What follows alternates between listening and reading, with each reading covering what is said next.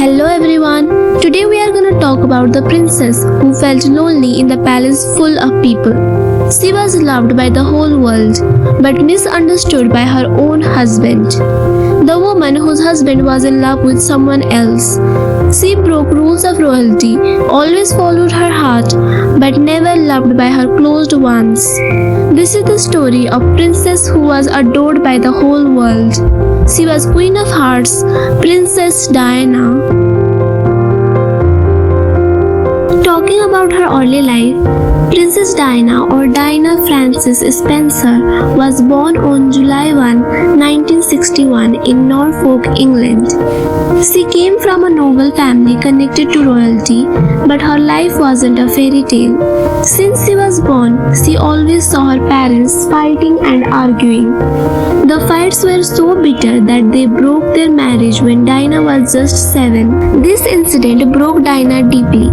Even worse, they had a bitter custody fight for Diana, and at last her father won. But Diana felt none the parents fought much for her. In one of her interviews later, she said, "That time I felt unwanted and unloved." That emotional wound disturbed her throughout her life. Despite a broken house, she found happiness in ballet, animals, and caring for others. She had a hard time in school, but she had a kind heart.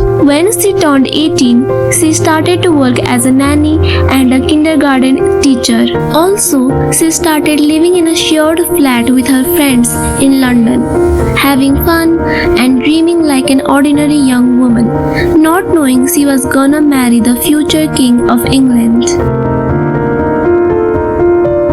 Diana first met her future husband, Prince Charles, when she was just 16 years old in 1977. At that time, Charles had came to visit Diana's family home and he was dating Diana's older sister. That time, Diana didn't have any impact of him. She just described him as a man in a suit. 3 years later, in 1980, they met at a common friend's house.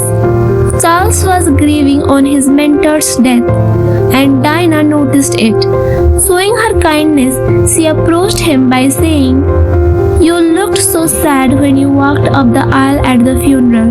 It was the saddest thing I have ever seen. Her words were gentle and full of warmth, which Charles hardly got in royal circle. Their meeting was impactful, and after that they started meeting often. Media noticed the beautiful couple and labeled Diana as the perfect, innocent choice for the future queen. Even Charles' family felt Diana was the best choice for being the future queen. Both Charles and Diana came under pressure. As a result, Charles proposed Diana in February 1981 in a haste. Further, Diana was also in confusion. She even told her sister that she wanna back out from the wedding, but her sister told her that your face is already on the tea towels, too late now. On July 29, 1981, the world watched the fairy tale marriage of the most beautiful couple, but it was just the beginning of the world's most chaotic marriage. After her marriage, she felt lost.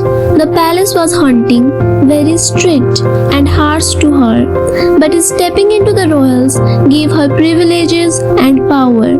She wanted to utilize her privilege at right place. Instead of just being beautiful face for the cameras, she took part in various charitable works. In one of her wonders, at the time when HIV/AIDS patients were mistreated and the disease was assumed to be transferred just by touching, she shook hands with AIDS patient, combating the stereotypes and stigma.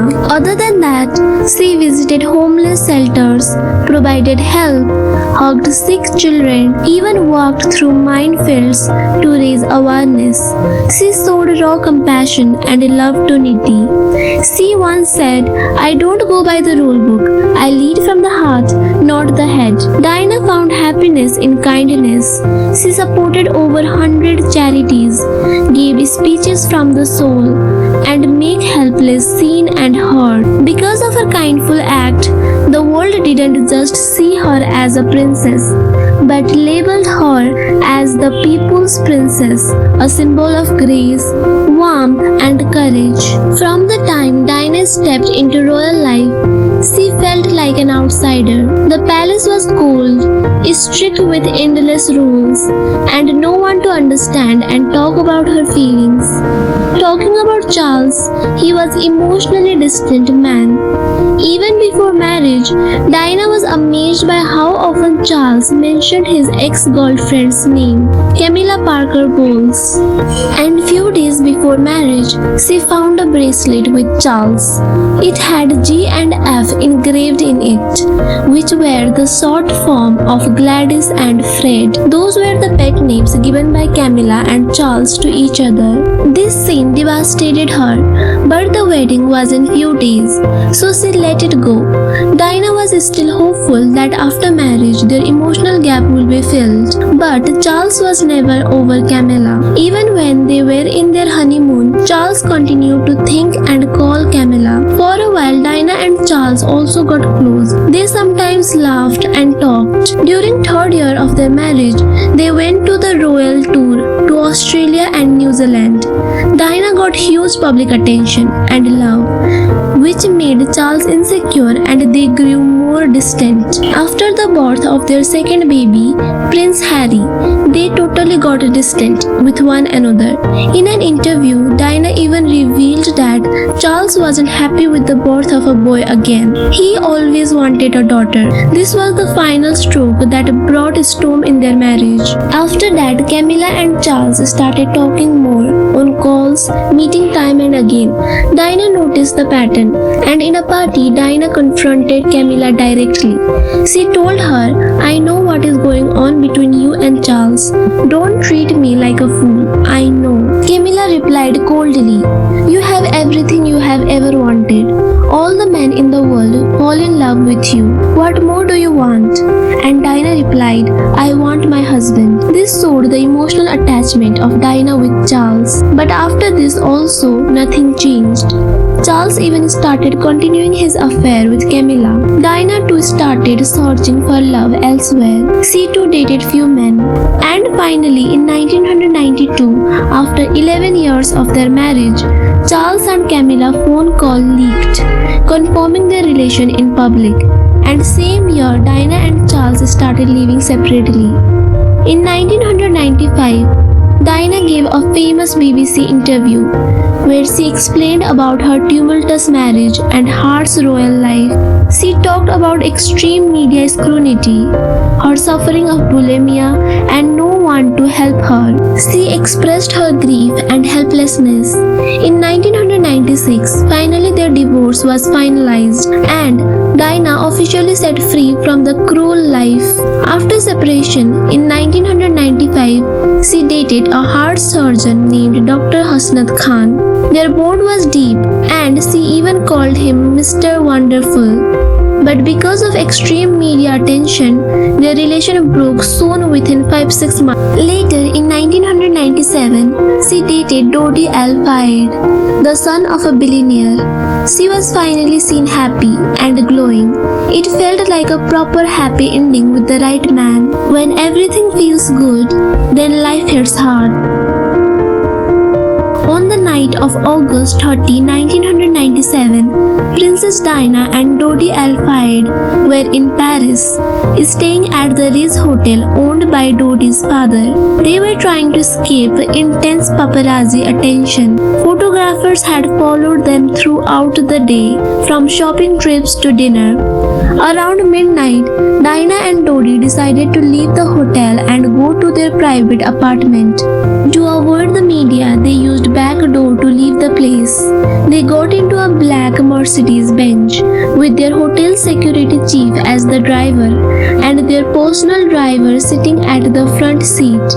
The car sped away at around 110 km per hour. Paparazzi were following them in motorbikes to capture their photos surrounding their car. At around 12:33 am on August 31, the car entered Pont Alma tunnel and the driver lost the control. The car hit the 13th pillar inside the tunnel, then flew and crashed into a. The impact was devastating. Dodie and the driver died at the moment. It was believed that media was still taking pictures instead of helping them. Diana was still breathing and emergency services quickly carried her to hospital. Even after hours of surgery, she couldn't be saved. Her pulmonary vein was severely ruptured. At August 31, 4 a.m., Princess Diana, People's Princess, Queen of Hearts, was declared dead.